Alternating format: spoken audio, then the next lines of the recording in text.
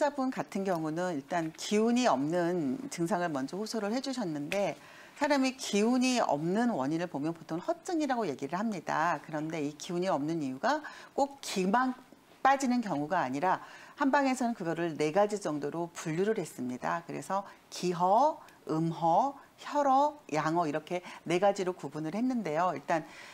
기허라는 증상은 기운이 없고 나른하고 무기력한 증상을 말씀을 드릴 수 있고요. 그다음에 이제 음허의 증상은 몸에서 음액이 빠져나가서 많이 건조하고 야위고 그다음에 식은땀도 흘리는 그런 증상을 보이는 게 음허 증상에 해당이 되고 그다음에 혈어 증상은 몸에서 이제 아무래도 혈액 성분이 많이 부족하다 보니까 굉장히 창백해 보이시고 그다음에 어지럽기도 하고 심한 경우는 귀에서 소리도 나고 이런 경우에는 혈어에 해당이 되고 그다음에 양허라 그래서 몸에서 좀 따뜻하게 하는 양기가 빠져나간 경우는 당연히 굉장히 춥고 그다음에 무릎이나 허리도 시큰시큰하고 그다음에 소변도 자주 본다거나 아니면 설사를 한다거나 이렇게 허증 증상이 굉장히 조금 정확하게 보시고 본인한테 가장 맞는 처방을 써서 일단 이 허증을 좀 보충을 해드려야 되고 또 이 환자분 같은 경우는 봄이 돼서 그런지 이렇게 화가 좀 치밀어 오르신다 그랬는데 이렇게 조금 기허의 증상이 나타나게 되는 원인 중에 또 하나가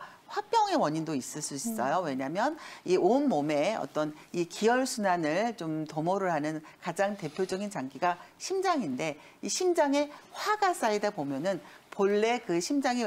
맡아야 되는 어떤 기혈순환의 어떤 그런 역할을 못하다 보니까 이 화병 때문에 있던 허증 증상이 나오면 이 환자분 같은 경우는 약간 화병 치료도 조금 도와드려야 될 것 같고요. 그다음에 좀 입맛도 없다 그러셨어요. 그래서 사람은 일단 기운을 내는 가장 근원적인 거는 선천지정이라 그래서 갖고 나오는 어떤 그런 뿌리가 되는 근원적인 힘이 있고 그다음에 플러스로 음식을 먹어서 이렇게 생성되는 기혈이 있는데 이 환자분처럼 입맛도 없고 소화기 좀 쪽에 문제가 있으신 경우는 무조건 보약을 쓰기 이전에 약간 소화기 치료를 먼저 해서 어떤 음식이든지 약을 먹었을 때 그거를 흡수를 해서 나한테 기혈이 되고 영양분을 조금 갖출 수 있도록 좀 소화기 치료를 조금 해야 될 필요가 있으신 것 같아서 이 환자분들은 일단 소화기 치료 화병 치료 그다음에 기혈, 양 중에 어떤 허증에 해당이 되는지 정확히 좀 진단을 받으시고 조금 한방적인 도움을 받으시면